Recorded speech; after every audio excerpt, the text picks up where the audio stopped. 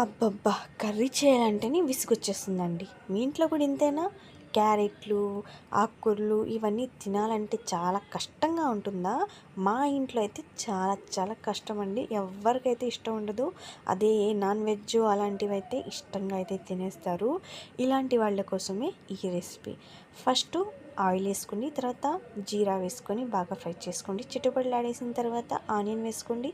ఆ తర్వాత పచ్చిమిర్చి వేసుకొని సన్నగా కట్ చేసుకున్న క్యారెట్ అలాగే ఆకుకూరను వేసుకొని కొద్దిగా సాల్ట్ వేసుకొని బాగా ఫ్రై చేసేసుకోండి. తర్వాత కొద్దిగా పసుపు వేసుకోండి. ఆకుకూర క్యారెట్ మనకు బాగా మగ్గిపోవాలి. దానికోసం ప్లేట్ పెట్టేసి ఒక 5 మినిట్స్ సిమ్లో పెట్టేయండి. ఆ తర్వాత ఆకుకూర క్యారెట్ బాగా మగ్గిపోయాయి. ఇప్పుడు మనం దీంట్లో ఒక 3 కోడిగుడ్లను అయితే పగలగొట్టి వేసేసుకుందాం. కోడిగుడ్డుతో పొరుటు ఎలా చేస్తామో అలాగా పొరుట్లాగా చేసేసుకోవాలండి.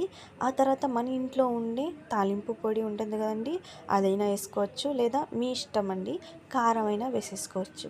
అది కూడా వేసి బాగా కలిపేసిన తర్వాత అంతేనండి, దించేసి వేడి వేడి అన్నంలో వేసుకొని తింటే ఇంకా అడిగి అడిగి మరీ తింటారు.